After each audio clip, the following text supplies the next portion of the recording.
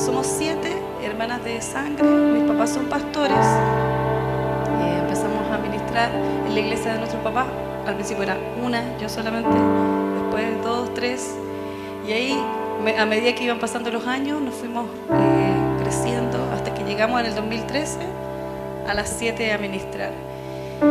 Yo soy esposa de un pastor que se llama Ariel. Estuve estos días acá, es argentino. Se tuvo que ir ahora en la mañana porque en la tarde tenemos culto allá en Talca. Ella vive en el Licantén. Y estamos súper agradecidos de lo que el Señor está haciendo. Les cuento más o menos cómo nosotros empezamos.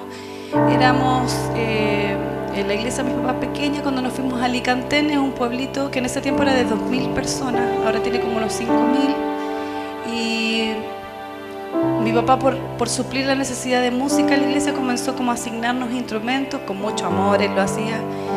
Y fue en algunos de los casos obligatorio, teníamos que tocar sí o sí. Y al principio tocábamos como algunas por obligación, otras nos gustaba un poquito más. Y después de muchos años entendimos que todo eso estaba planeado por el Señor y que Él había puesto el sentir en nuestros papás, de invertir en nosotros, invertir en profesores, de Licantén, irnos a Talca, que era una ciudad próxima que había. Así que todo empezó así, supliendo la necesidad de nuestros papás en la iglesia. Pero empezamos a amar al Señor, empezamos a tener encuentros individuales con el Señor. Y cuando adorábamos, empezamos a experimentar su presencia.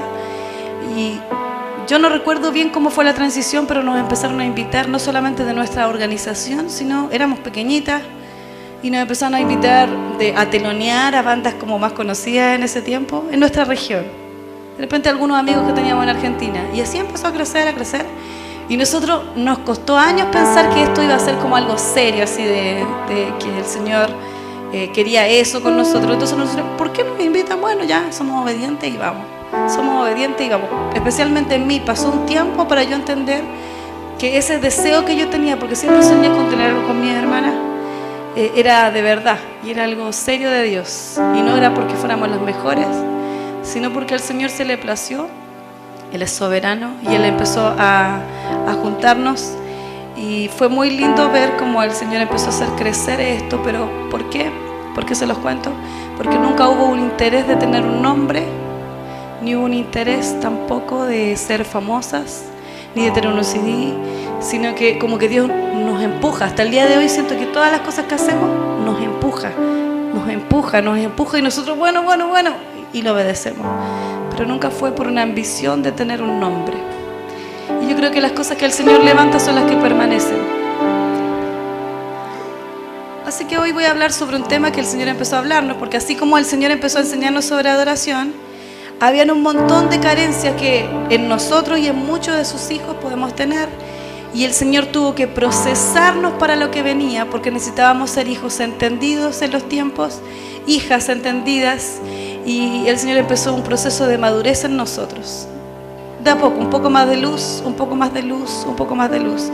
Y yo le doy gracias al Señor hasta donde hemos llegado en el entendimiento de esto. Voy a hablar sobre la paternidad. Un despertar, los que quieran anotar, a experimentar su paternidad.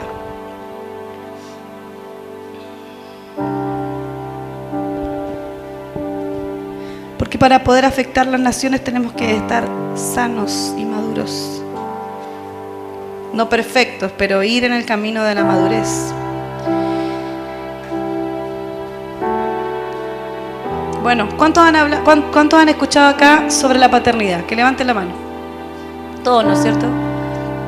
¿Quiénes son nuevos en Cristo? ¿Quiénes son nuevos? 1, 2, 3, 4, 5 años. Nuevitos. Pero igual han escuchado sobre la paternidad, ¿no es cierto? Se nos habla mucho sobre la paternidad. Es un concepto que ya se está usando hace muchos años. La primera vez que yo empecé a escuchar de esto era en el año 2001-2002.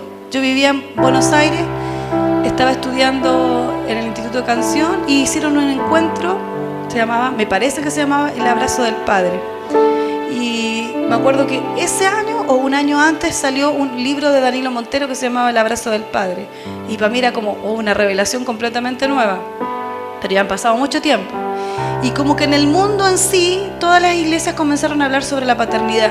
Y el concepto era así: como tú ves al Padre de la tierra, es como ves al Padre del cielo. O sea, está relacionado cómo tú tienes el concepto de tu Padre terrenal con el Padre del cielo. Y para mí era así muy loco, porque yo, para mí mi papá era perfecto. Perfecto, perfecto. Y si tenía algo que no era negativo, que era negativo, yo como que lo bloqueaba en mí. Y hubo un ejercicio en el encuentro que nos dijeron, escriban una carta a su papá y en esa carta escriban lo que el Espíritu Santo les muestre que haya dañado a su papá en su corazón. Y yo decía, qué herejes. Por dentro yo pensaba, ¿cómo voy a escribir algo en contra de mi papá? Y puro resentimiento en este lugar, decía yo. Ya, entonces empiezo a escribir y miraba a todo el mundo, me sentía que estaba traicionando a mi papá. Y empiezo a escribir la carta así, no hay nada que yo pueda decir en contra de él. Y cuando yo empiezo a escribir, al final estuve, yo creo, más rato que todo el mundo, así una carta, te perdono. Porque cosas que el Espíritu Santo empezó a recordarme, que obviamente los papás no lo hacen con querer, pero uno igual tiene que perdonar. Perdona a mi papá por esto, perdona a mi papá por esto, perdona a mi papá por esto, perdona a mi papá por esto. Y empecé a llorar y a hacer puchero. Yo miraba alrededor y toda la gente se abrazaba y lloraba. Yo entre que me sentía que era traidora y entre que estaba siendo liberada. Y me empezó a recordar el Espíritu Santo cosas que mi papá no hizo, pero sin querer, pero que yo las había bloqueado y no las había perdonado. Y tenía que perdonarlas. Entonces perdonamos, todo el mundo llorando, abraza a tu persona como que fuera tu papá, perdónalo, pídele perdón y todo, si está muerto también, abraza a alguien. Y entonces se transformó en un ambiente súper lindo. Después recogieron las cartitas, las pusieron en una cruz, cuánto han ido a encuentro, entonces la clavaron en la cruz y fue liberación en ese sentido. Voy a poner más fuerte que está acoplando. Entonces, yo estaba en ese lugar y desde ese año en adelante sigue acoplando. No sé si era el... Pero en adelante no estaba. Apágalo, por favor. Ya. Y desde ese momento en adelante vino en mí un sentido de paternidad. Ya, todo lo que llamamos a empezar a decirle a Dios papá. Papá, papá, cada vez más cercano. Papá, papá, papá. Entonces yo sentí que 2001, 2002, hasta el año 2000, no sé, a ver, 2012, yo sentía como que estaba súper bien en esa área y que esa revelación era ya perfecta. Entonces cuando la gente hablaba sobre paternidad, yo decía, qué lindo que las personas puedan ser tocadas en esta área, pero yo no tenía ninguna expectativa de aprender más acerca de esto. Y yo sabía que había pastores que enseñaban sobre la paternidad y sobre que somos herederos y como un concepto más de guerra.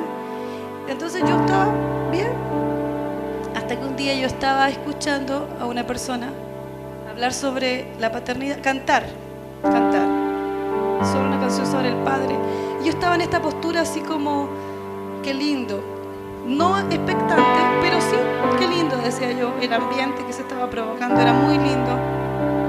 Cuando de repente yo siento como que Dios Padre se pone al frente de mí y lo siento tan real en mí que yo lo abrazo. Eso como cuando tú realmente lo percibes como la primera vez tan fuerte. Y yo dije, estas fueron las primeras palabras, yo pensé que te había conocido. Y obviamente lo había conocido, pero era tan fuerte que es como que yo dije, ¿en qué estaba todo este tiempo? No lo conocía y lo empezó a abrazar. Y mientras lo abrazo le decía, no te vayas, no te vayas, no te vayas, te lo suplico. Y yo clamaba así con una conciencia de su presencia, por favor, yo lo retenía, no te vayas. Y lloraba mucho, lloré mucho, por unos, no sé, mucho, 40 minutos, una hora, lloré, bramaba así, pero con los mocos y las lágrimas colgando, así como cuando estás desesperado y estás teniendo un encuentro tan fuerte con Dios, y era con Dios Padre. Entonces yo lo abrazaba y mientras yo lo abrazaba, se me venían un montón de pensamientos paralelos, de acuerdo a cómo era mi trato con Él y cómo era mi trato con mi papá de la tierra. O sea que seguía el asunto. Seguramente Dios había sanado un área de mi corazón, pero todavía no estaba lista para la otra sanidad que venía. Y esto es lo que quiero hablar hoy. Si toda la vida aprendiste sobre la paternidad, hay otro nivel de conocer al Padre. Y aunque te sabes todo y capaz que has leído cientos de libros sobre la paternidad, no es suficiente. De aquí al día que nos muramos, el Señor, como Padre, nos va a hacer revelar su forma en diferentes facetas. Y en ese momento yo rogaba a Dios, abrazaba y le decía, dime cómo yo era cuando estaba en el cielo. Mira qué loco. Yo le decía, mira, Señor, dime cómo yo era cuando estaba en el cielo. Pero se lo decía así, muy, pero como rogando. Dime cómo yo era en el cielo, dime que yo no te tenía miedo. Y nunca pensé que le tenía miedo a Dios. Nunca era consciente el miedo que yo sentía. Nunca. Hasta que en el momento yo percibí, Él me mostraba que yo le tenía miedo. Y les voy a mostrar las 3 cosas que yo vi en esa experiencia y un poquito tiempo después. Mientras Él me mostraba esto, Él me decía, número 1, tengo que definir porque si no me voy para cualquier lado. 1, que yo sentía que no era interesante para Dios, ¿ya? Porque cuando yo estaba llorando y tenía mi cabeza en su pecho y con los mocos, yo decía, ¿cómo puedo estar ensuciándole el pecho a Dios? Y yo tenía como miedo en ese momento. Entonces yo decía, ¿y cómo le puedo estar ensuciando? Y estoy llorando hace mucho rato y Él no se aburre. Mira las palabras, como que Él fuera un hombre. Como que Él fuera un hombre. Claro, yo después de un tiempo me empecé a recordar que mi papá, cuando yo era pequeña, estaba recién aprendiendo a ser papá conmigo y era chiquitito, no le gustaba que llorara. Y cada vez que llorara, o sea, Él me castigaba, yo lloraba y me decía, ¡shh! Entonces yo quedaba así, cuando uno queda como con la... ¿A cuántos le pasó eso alguna vez? Y como que llorar era de niñita, así como muy... Y yo quedaba así para adentro. Entonces, yo estaba así... Y mientras estaba así, yo decía, no puedo creer que Dios, papá, me esté escuchando tanto rato y no se aburra. Ya, entonces había miedos en mí que yo ni siquiera era consciente. Y Él empezó a decirme, fíjate cómo tú eres con la gente. Claro. Y en el momento yo me empecé a recordar que yo sentía que aburría a las personas. Que cuando hablaba tenía que hacer muchas cosas para que la gente me pusiera atención. Y cuando había alguien que no me ponía atención, yo me daba cuenta rápido. Y si alguien estaba así, mirando como el reloj escondido, yo decía, ¿para qué hacen eso? Fácil para mí era ver el rechazo de la gente. Muy fácil. Y obviamente que te estaban rechazando. Si ustedes saben que siempre los van a rechazar, ¿no es cierto? Es algo normal. Así como nosotros rechazamos a otros. Es como el proceso normal de un humano. ¿Es malo? Obviamente que sí. Pero siempre va a haber rechazo. El asunto es cuán mal nos hace el rechazo y cómo decidimos que eso nos afecte. Y cuando una persona no está tan sana, lo que le pasa es que se afecta mucho por el rechazo. Entonces eso me mostraba el Señor, que yo era así, olía el rechazo. Olía el rechazo por todos lados. No me está mirando, no me está mirando, no me está mirando, no me está mirando. No me quieren. Entonces yo traducía, no me están mirando, no me quieren. No me están escuchando, no soy importante. Ah, parece que no existo. Estoy inadvertida. Parece que estoy en un mundo que nadie me ve. Y tenía esa interrogante, incluso casada. ¿Les cuento lo que me pasó al principio? Cuando me casé, el primer día, segundo, tercer día, yo me imaginé que cuando estuviera casada, mi esposo iba a estar mirándome mucho rato hasta que yo me quedara dormida. No sé por qué tenía ese concepto en mi cabeza, así como de princesa, que él iba a sentir tanto amor y como que iba a estar mirando mi belleza y mientras que yo me quedaba dormida. Y cuando yo le quería hablar algo, ponte tú, empezaba a contar algo, él hablaba y no pasaba nada, pero cuando yo comenzaba a hablar, yo le contaba los segundos, 1, 2, 3, y empezaba a roncar. Y empecé a experimentar tanta angustia, pues como un mes, 2 meses. Él no me quiere, no me quiere, no me quiere. Uy, pero él fue terrible. Ahora yo me pongo a pensar y digo, qué terrible. ¿Cómo puedo pensar eso? Pero yo percibía el rechazo y sentía que la gente no me quería. Entonces yo escuchaba, yo veía a mi esposo y veía a la gente, algunas veces, años atrás, cuando ministraba con mi hermana, yo percibía y decía, la gente no me toma en cuenta. Y yo cuando estaba cantando, me parece que me veía muy ridícula. Incluso primer año de casada, yo le decía a mi esposo, me vi ridícula, ¿no es cierto? Y me miraba y me decía, ¿en qué momento? Sí, cuando yo saltaba, parecía... ¿Cómo la...?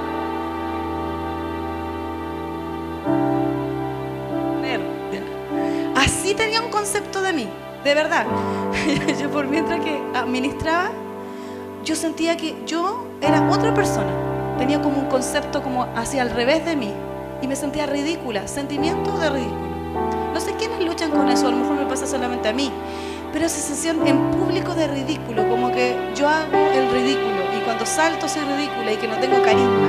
Entonces yo siempre le decía a mi hermana, nosotros no tenemos carisma propio, el Espíritu Santo tiene que ser muy fuerte en nosotros para que la gente se ponga atención o sea tocada. Entonces yo luchaba con este sentimiento de que la gente no se interesaba por mí. Yo iba a una casa y de todas y de todos, la única que yo decía, aquí no quieren que estemos. ¿En serio? Sí, vámonos rápido, le decía. Vámonos. Y yo decía, ¿cómo nadie se da cuenta?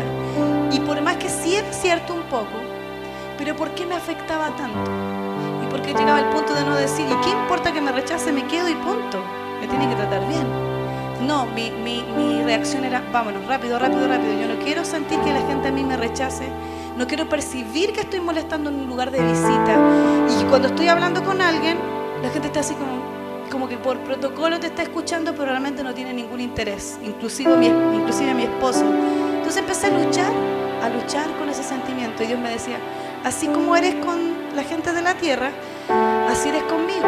Piensas que me molestas cuando yo te hablo y cuando tú me hablas. Lo otro que percibí en ese momento era que yo no era digna de pedirle, y eso empezó a pasar en otros encuentros que tuve con él. Yo sentía que no era digna de pedirle a Dios, porque se me enseñó tanto que lo único que había que hacer era adorar y agradecer. Y yo soy muy obediente y lo aprendí tan bien desde chica que nunca más volví a pedirle nada. Lo único que le podía pedir sería, quiero de tu presencia, pero otras cosas nada. Y de verdad nada. Pasaron años que yo nunca le pedía nada. Yo decía, yo adoro a Dios, y mientras yo le adoro, Él concede las peticiones de mi corazón, y eso es obvio. Y es algo que siempre vamos a enseñar, que lo primero es adorar, que lo primero es estar en Él, y Él concede tus deseos. Y sigue siendo así, no cambia eso.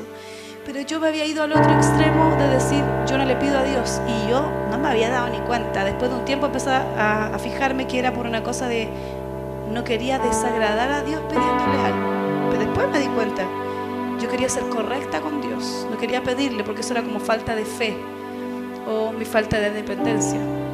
Y pasó uno de tantos ejemplos. Me pasó una vez en una iglesia, cuando estaba en esto que el Espíritu Santo me estaba enseñando sobre Dios como papá.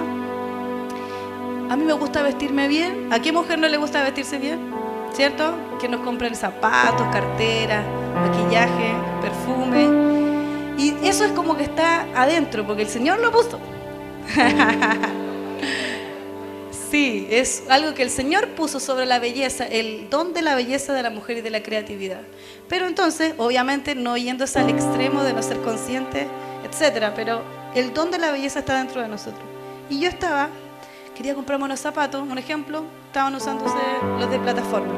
Yo no es que me hacía falta los zapatos, ¿me entiendes? Porque como hijas de Dios de repente llegamos al extremo de rogarle a Dios, por favor dame un zapato que justo se me echó a perder y tengo un hoyo. Y ahí recién pensamos que Dios nos va a dar otro zapato, y si no nos sentimos que somos vanidosas.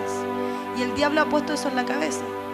Entonces yo estaba así y yo digo, el Espíritu Santo me pone un deseo y me dice, pide zapatos.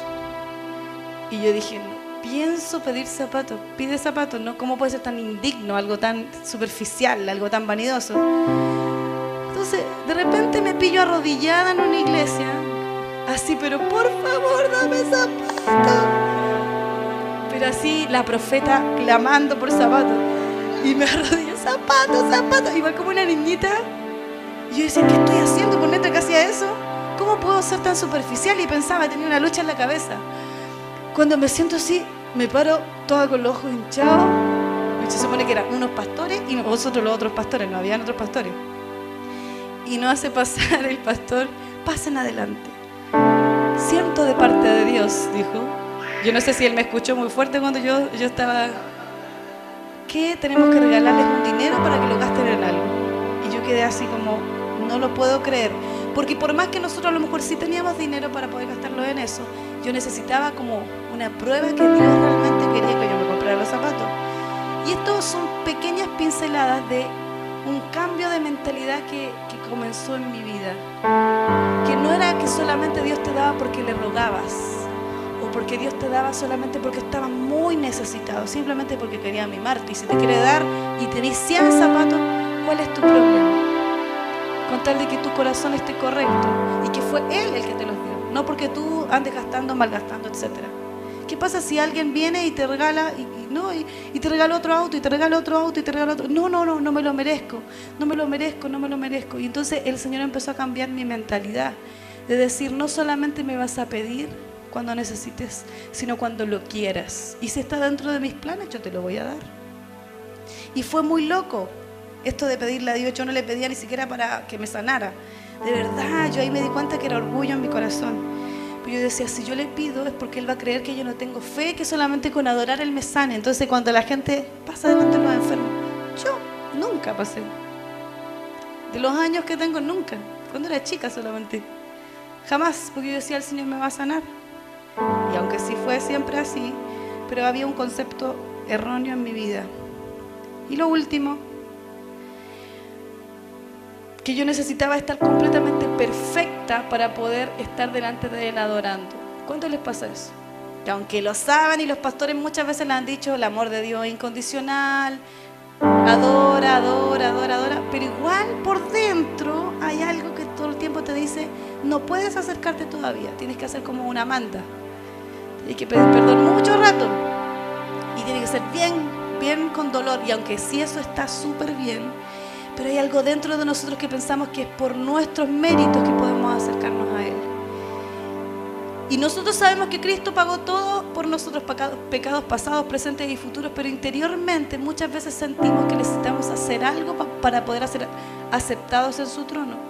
Muy erróneo, porque la confesión y el arrepentimiento es solamente para tener una relación más sana con el Espíritu Santo, para agradarle, etcétera, pero no para entrar a su trono, porque eso ya está pagado. Siempre podemos entrar a su trono a adorar, aunque recién te hayas peleado con tu esposo. Siempre. Obviamente va a haber una tristeza del Espíritu Santo que con mucho amor Él va a desear que tú te arrepientas, pero eso no te hace, no te elimina del trono de Dios. Tú puedes entrar desde adentro mientras adoras y te arrepientes, pero desde adentro. No hay nada humano que tú puedas hacer para agradar a Dios, porque ya le agradas. Entonces yo vengo a hablar sobre esto. No sé cuántos luchan a veces sobre este sentimiento de como yo tenía como compulsión en el arrepentimiento. Me arrepiento. De verdad que no tiene nada de malo, lo sigo haciendo. Pero que si me arrepiento sea porque yo quiero estar bien con Dios, no porque piense que Él está enojado conmigo. Porque si me arrepiento sea porque a mí me encanta fluir en amistad con el Espíritu Santo y me encanta escuchar su voz, pero no porque tengo miedo de que no puedo entrar a su casa. Que eso comience a erradicarse de nuestra mentalidad. Yo siempre puedo entrar porque yo ya estoy plantado en la casa. Ni siquiera entro y salgo, sino que yo vivo en su presencia.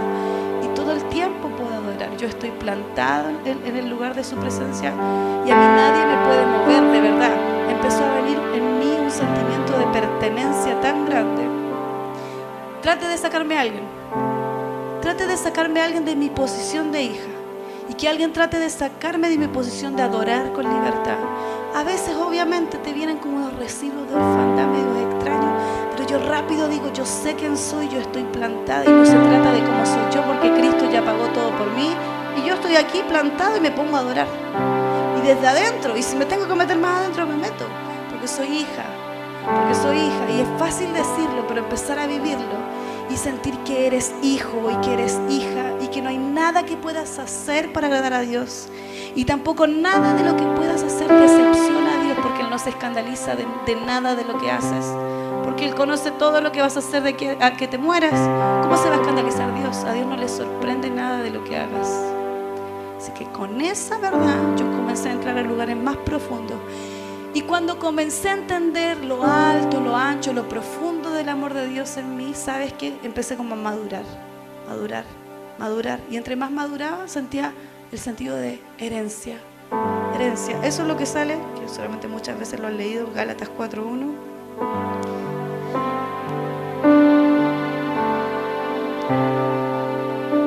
Gálatas 4:1. En otras palabras, mientras el heredero es menor de edad, en nada se diferencia de un esclavo a pesar de ser un dueño de todo. Al contrario, está bajo el cuidado de tutores y administradores hasta la fecha fijada por su padre. O sea, ¿qué quiere decir? Un esclavo o un hijo de Dios inmaduro no tienen diferencia. Un hijo de Dios, pero que es inmaduro, no tiene diferencia de un esclavo, porque como es esclavo, de un montón de cosas, como es un niño pequeño, inmaduro, no puede recibir nada de la herencia que Dios le preparó en esta tierra. ¿Se entiende? Y así yo veía, o sea, mientras más comencé a madurar en el amor, porque no es madurar en mis fuerzas, sino en su gracia, comencé a madurar en su gracia, comencé a madurar en su amor. Fue tanto eso en mí, ha sido tan impactante todos estos últimos años, que entre más pasa el tiempo, más me siento dueña de todo. Yo siempre fui dueña de todo, pero ahora me siento dueña de todo. Y comienzo a experimentar una libertad, como que a veces estoy así en la adoración. Yo creo que a muchos de ustedes les pasa esa sensación de pertenencia. La tierra me pertenece. Le pertenece a mi papá, también me pertenece, como la historia del hijo pródigo, que el hijo pródigo llegó y el papá le hizo un asado y una fiesta, y el hermano mayor dijo, ¿y por qué a mí nunca me hiciste un asado? Y el padre le dice, pero si tú eres dueño de todo el campo. Esa sensación, siempre fui dueña de todo el campo, pero nunca experimenté ser dueña de todo el campo. Y por eso siempre tuve envidia. Y por eso siempre miré a los demás como mejores que a mí, porque no entendía el valor que yo tenía.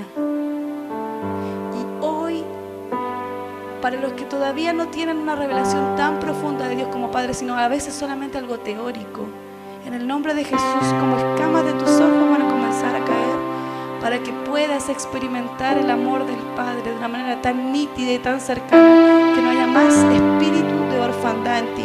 Uy, que está de moda la palabra orfandad, sí, pero muchos de nosotros todavía luchamos con eso.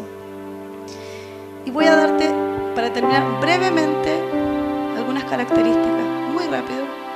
Un ejemplo, un esclavo opera por temor y el hijo por amor. ¿Ya? Empezamos a fijarnos cosas que podamos tener de esclavo y cosas que podamos tener de hijo. El esclavo opera por temor. Eso quiere decir que viene temprano porque si no el pastor se puede enojar. Viene temprano porque si no, no lo van a poner a tocar.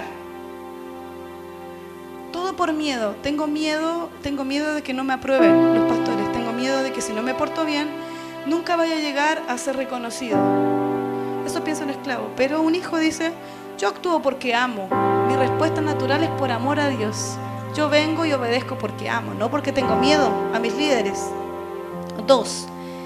El esclavo basa su valor en el hacer y el hijo en el ser. El esclavo tiene que hacer muchas cosas. Pongámoslo en el contexto de la iglesia. Tengo que hacer, tengo que orar, voy a ir para allá, voy a ir a todo, tienes que ir a todas partes. Pero el esclavo basa todo su valor en el hacer. Entre más cosas haces, más valorable te sientes. Yo soy muy bueno porque hago muchas cosas. ¿A cuánto les pasa eso?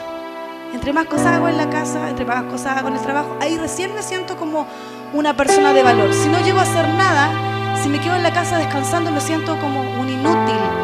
Si no hago nada en la iglesia, si un día digo, pastor, quiero descansar una semana porque quiero ser solamente. Uy, me sentiría inútil, no me sentiría valorado. Hay personas muy activas todo el tiempo, pero aunque sí es buena la actividad, pero si no está basado en algo correcto, es solamente religión.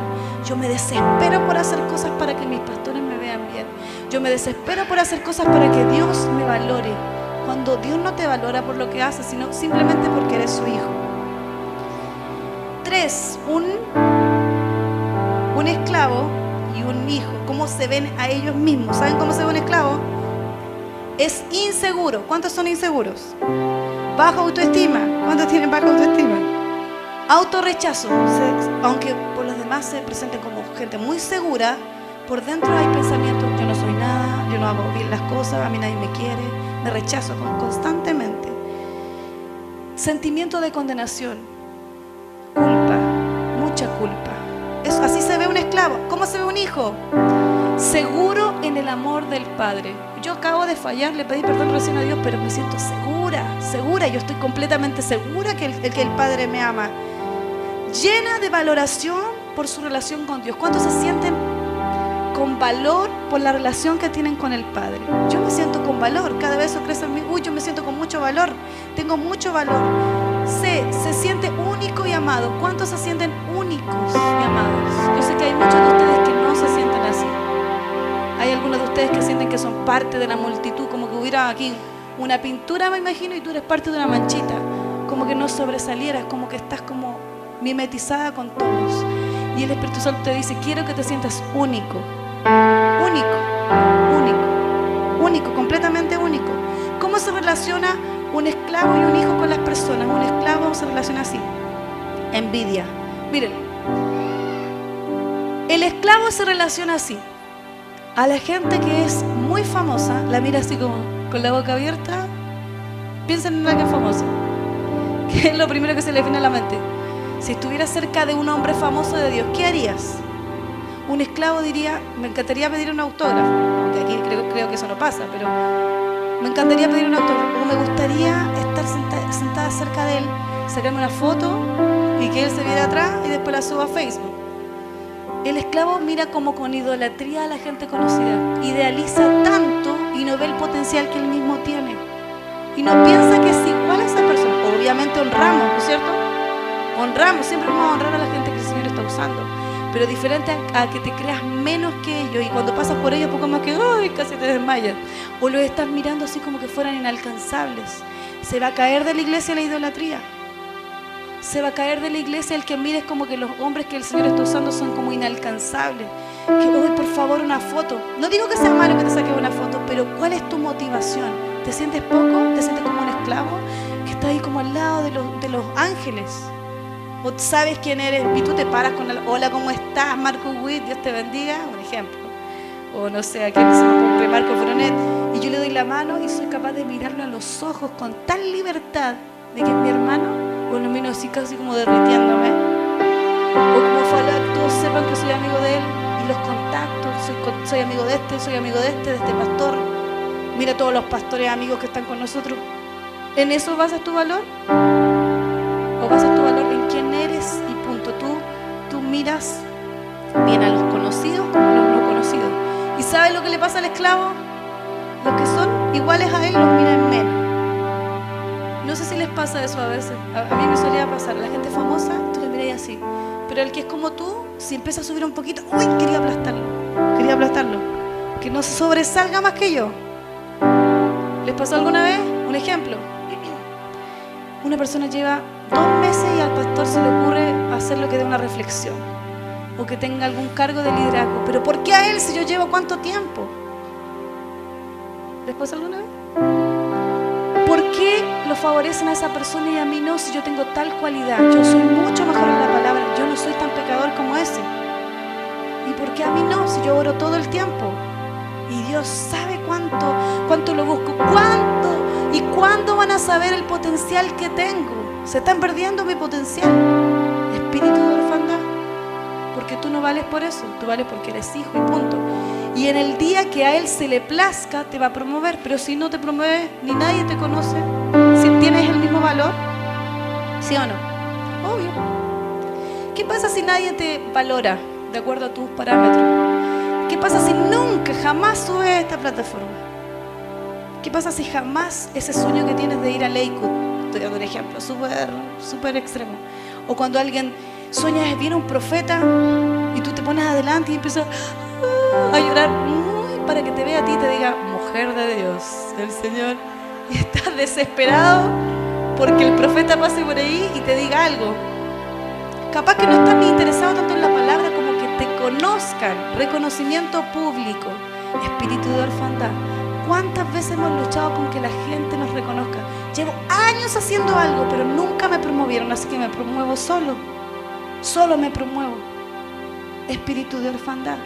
Llega un momento de tal sanidad que va a venir sobre la iglesia que tú no vas a necesitar jamás volver el deseo de aquí de la plataforma, sino que tú dices: yo soy un ente, yo soy poderoso, tengo a Cristo adentro. Entonces tú vas caminando por las calles, la gente se va sanando. Capaz que nunca va a conocer tu nombre, pero miles de personas van a conocer a Cristo por ti y vas a ser muy famoso en el cielo. Capaz que cantes súper bien, espectacular como fluyes, y nunca Dios diga: pero sí, pero nunca quiero que estés en la plataforma. Pero entonces, ¿para qué me hiciste cantar? Pero nunca voy a querer que te suba a la plataforma, ni siquiera te voy a invitar ni a una iglesia hasta el día que te mueras. ¿Por qué? Porque quiero que adores de tu casa, y cuando tú empiezas a adorar te voy a mostrar tal visión, y mientras adores van a salir tantos sonidos de tu boca que esos sonidos van a bendecir a muchas naciones. Entonces el asunto es: ¿quiero que me use o quiero que me vean? Porque una cosa es que Dios siempre va a querer usarte después de que tú sientas su amor, pero otra cosa es: quiero que me usen, que me vean. Bueno, pastor, yo quiero Quiero trabajar en esta iglesia, siento que no me usan. ¿Cómo hablan los esclavos? Que me usen. Ahí se sienten valorados. Quiero que me usen. Bueno, entonces quédese siempre cuidando a los niños o limpiando los baños. ¿Quieres que te usen o quieres verte? Porque entonces baso mi estima en algunos oficios que son más visibles. Entonces, ¿cuál es la motivación de tu corazón? ¿Por qué te sientes tan poca cosa para decir, necesito que me vean para ser importante? Si aunque incluso nadie en la tierra te conozca, el cielo te conoce. Y mientras adoras, de verdad, ¿ustedes creen en eso? En los sonidos del Espíritu, nosotros creemos mucho. Entonces, cuando viene gente a nuestra iglesia, yo estoy con mi pianito en Talca, estoy tocando, toda la gente piensa que va a estar toda la banda de mis hermanas tocando y estoy yo solamente, porque mi hermana vive en el Licantén. Mientras estoy tocando, la gente entra así como, ¿y a dónde está la banda? ¿Y a dónde está la música? Y se quedan ahí y empezamos, usted es una puerta, comienza a adorar. Y fue terrible para algunos que eran músicos, que necesitaban estar tocando algo, se desesperaban. ¿Usted es un músico? Bueno, usted tiene música en el cuerpo, tiene percusión, tiene cuerdas, tiene vientos dentro de su cuerpo. Usted es un instrumento, y no era por ser la pastora así como pesado el pastor, sino que realmente ¿quién eres? ¿Sabes el poder que hay en ti? ¿Sabes los sonidos espirituales que hay dentro tuyo? ¿Sabes cuántas naciones pueden ser liberadas a través de tu voz y los sonidos de tus manos? Pero no por tu sonido propio, sino porque Dios puso sonidos de Él adentro tuyo. Y mientras tú emites esos sonidos en obediencia, cuando el Padre te lo diga, no en cualquier momento, cuando el Padre te lo diga, ¿saben cómo es eficaz ese sonido? Yo veo muchas veces cuando me voy a las naciones que mientras sale el sonido, el Señor nos muestra, mira cómo está siendo liberado este lugar. Mira en el Espíritu cómo plantas comienzan a crecer. Mira cómo la división de la ciudad se empieza a ir. Mira el espíritu de rebelión cómo empieza a huir. Tenemos tanto poder cuando obedecemos al Padre específicamente. No son tus sonidos, es el sonido de Jesús adentro tuyo. Es el sonido del Hijo diciendo, Abba, Padre. Ponte de pie.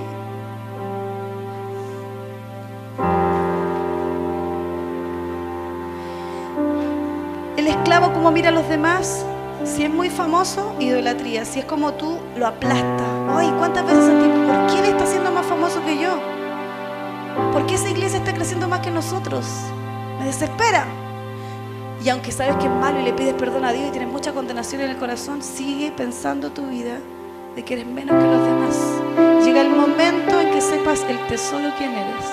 Y cuando sepas quién eres, nunca más vas a envidiar a nadie. ¿Lo creen? ¿Sabes qué hace el esclavo? Quiere imitar constantemente porque no valora quién es. Hasta, gloria a Dios. ¿Han escuchado muchos predicadores que hablan como mexicanos? O como puertorriqueños y son chilenos. Siempre como el deseo. No sé si... El deseo de imitar porque no valoran el acento chileno. Mucho roce internacional. Pero cuando se paran los ministros de alabanza se quieren parecer a los que están como de moda.